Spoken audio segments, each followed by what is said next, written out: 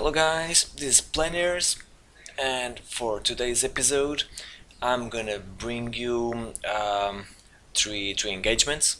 The first one will focus mainly on how I had to warp around a couple systems in order to split an enemy fleet.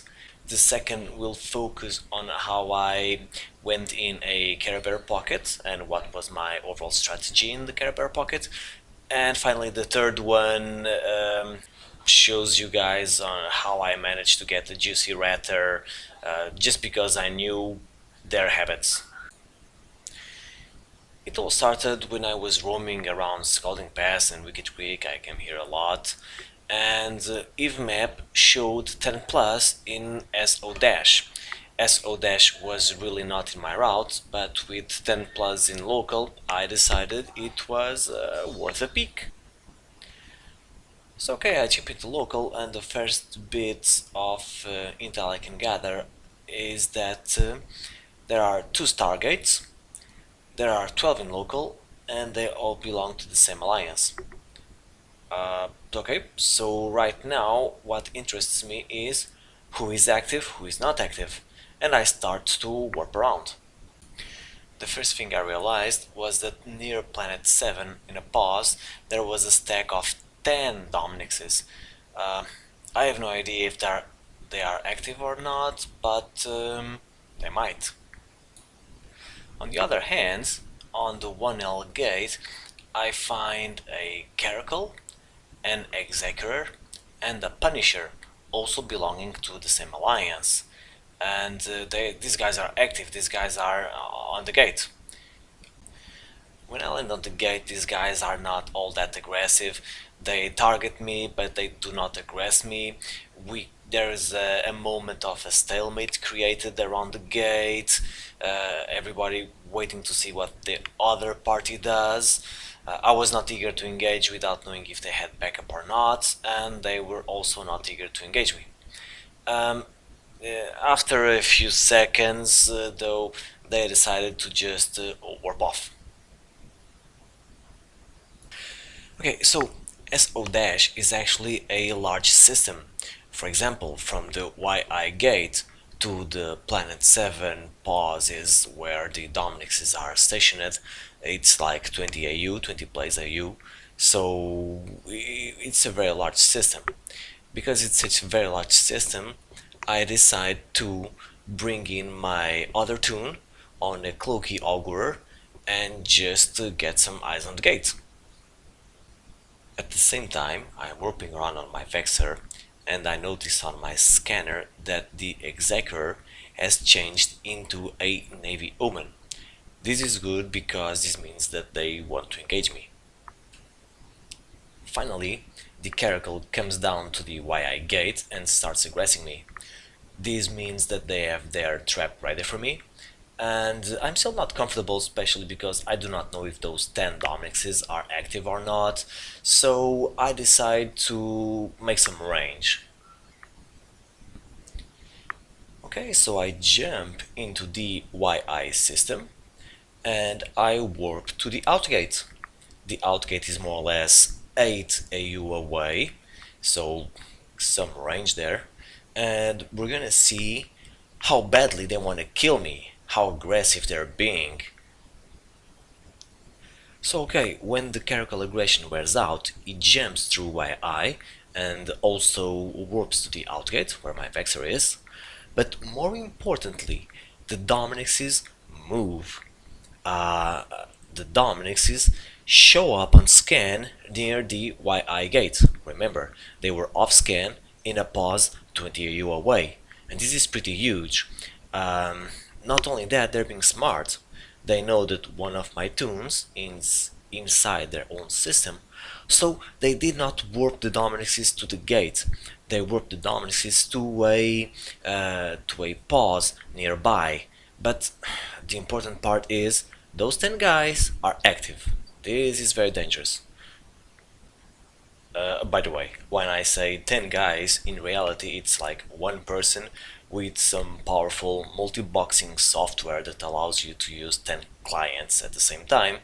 But yeah, well, I'm in for a good challenge. Well, as you can imagine, the Caracal aggresses me again, but knowing that they have 10 Dominixes ready, I do not aggress. I jump out and reapproach. Let's see what develops. When I jump out from the YI system, something extremely important happens again. Those guys think that I have given up, and the Dominixes that were on scan from the YI gate decide to warp away. They just go off scan, most probably to their pause 22 AU away. This is my chance. I immediately jump back into YI system and immediately start aggressing the Caracal. Not only that, of course, I bring my Augurer back up, but then again, so does the Caracal. The Navy Omen that was on scan jumps pretty much at the same time. We both rush to the engagement. A solo Caracal is really not a challenge to my Vexer, so he dies up pretty quickly. At the same time the Caracal dies, the Navy Omen lands 0 on me, so yeah, it's time to start working on him. The Caracal has left me in pretty bad shape really, so yes, I need the backup from my Augurer in order to kill the Navy Omen. Not only that, this is a race against time, because 10 Dominixes are on the way. I need to kill this guy before the 10 Dominixes arrive. Local spikes, but things are actually looking pretty good at me, because the Navy Omen is about to die. And he enters structure, he pops, boom! I'm thinking about warping off, but then the freaking Punisher comes out from nowhere. I even forgot about that freaking Tequin frigate, and it tackles me. Okay, I would definitely get pissed if I would just die to freaking tackler, and I have no other choice rather than try to kill it. Fortunately, it dies at the same time the Dominixes landed, and at the same time they were deploying their sentry drones, so it was really a close call.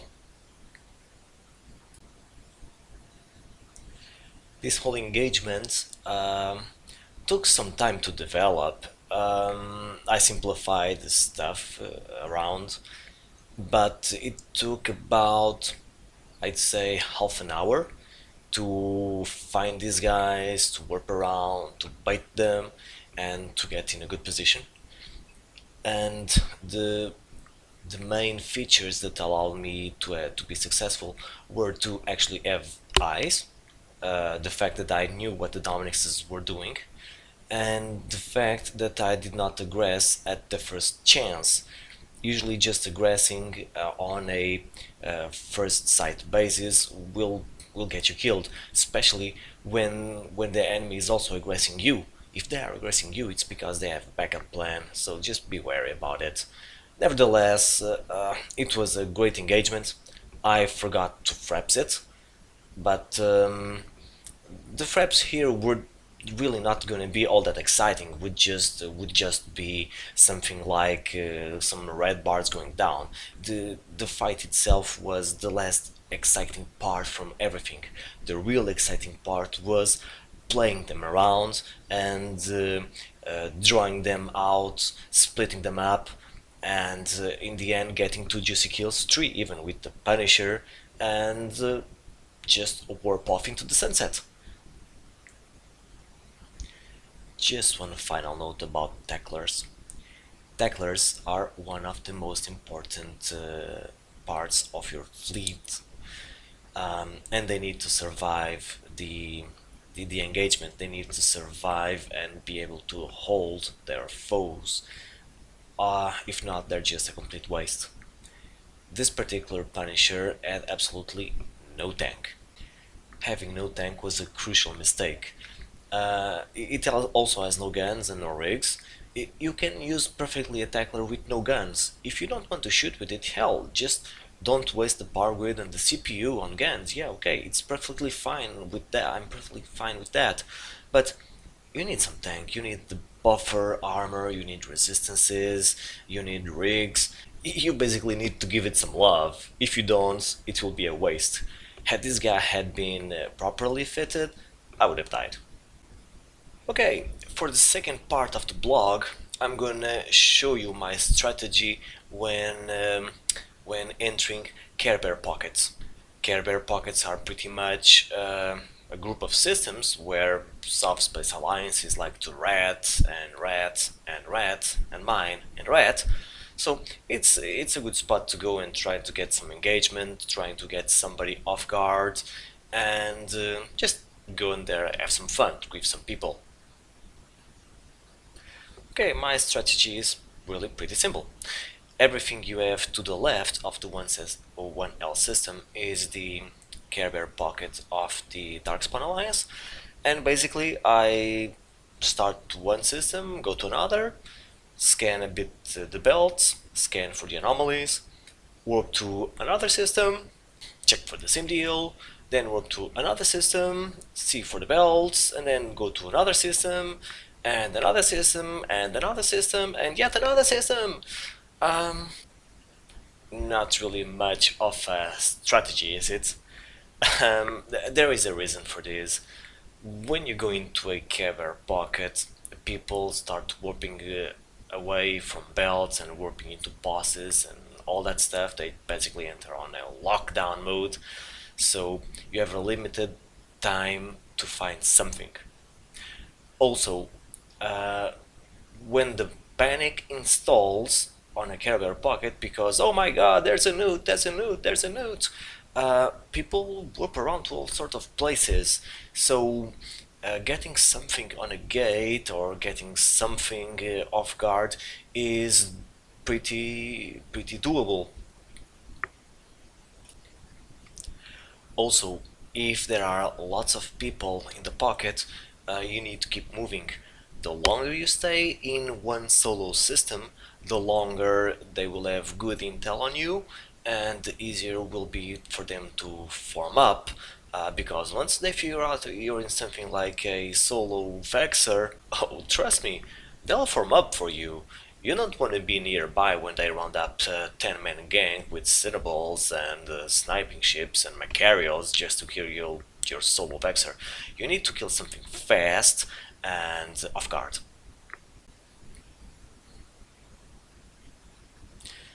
By employing the warp around as fast as you can and try to get something, I happen to jump in at the same time as a Drake into random system, and well, I get him out the gate.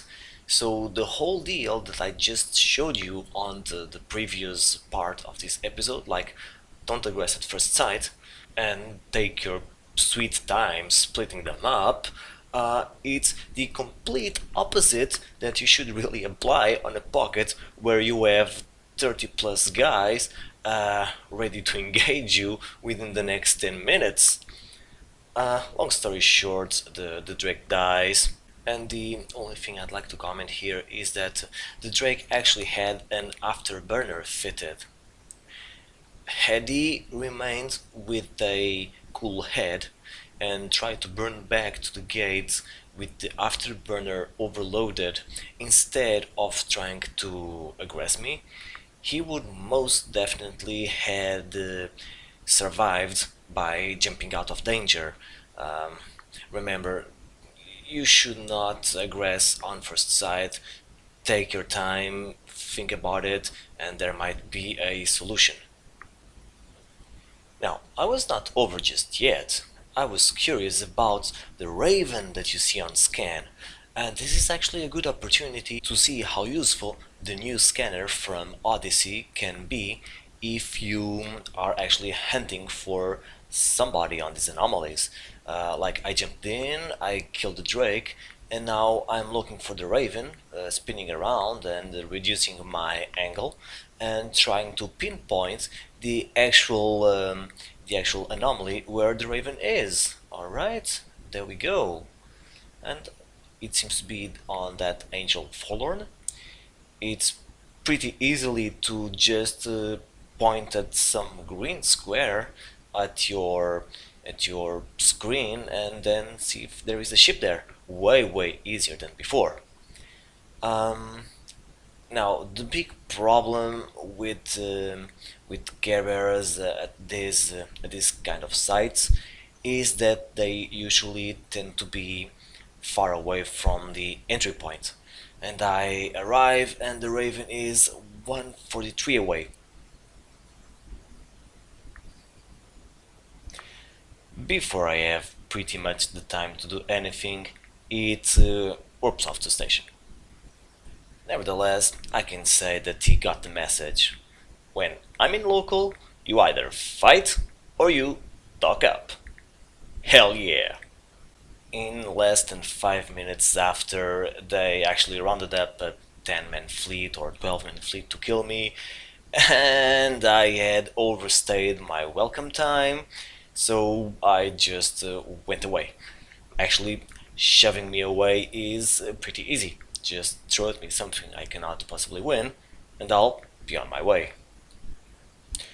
Throw some bait at me that I can actually take on, and you might have an easier time killing me. This goes pretty much to every solo player. Just rounding up a force to kill one guy, you will scare him, throw a decent bait, you might get him. The true art on Eve is to actually set the proper trap in order to catch your foe. Don't you forget about it.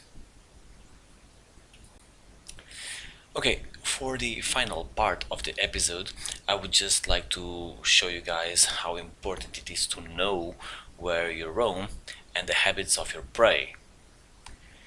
This particular group of players tended to rat in asteroid belts in Y5 dash system, and this system has a characteristic which is almost all the belts are located together near planet 7. You will also notice that the gate to WFFE system is also near planet 7. The entry to this carebear pocket is HJ- and if you wanna go Y5, just walk to the outgate. There's a connection there. Now, by doing so, you will be spawning very far away from those belts, thus giving enough time to any ratter easily escape. Fortunately, there is an option. By going first to the WFF gate and then jumping Y5, you will spawn pretty much in the center of those 15 asteroid belts, and just scan around, see if you can catch anything on the belt, and you can also easily warp in. By employing the tactic I just described, one of the several times I went there, I actually managed to tackle a ratting Sleipnir with my RP, and as soon as the Sleipnir was tackled, I just brought in my triple red Myrmidon that was in standby when jump out, and kill it. My Harpy was fairly safe because it was orbiting under his guns. He could also not break my tank, although I did felt the need to take the drugs, just in case also some backup warped in, but no backup came, and he died, providing me a pretty juicy kill. The Sleipnir had actually some faction loot, so in the end it was worth like 600 mil. Well, not too bad, I think. Okay, I hope you guys enjoyed.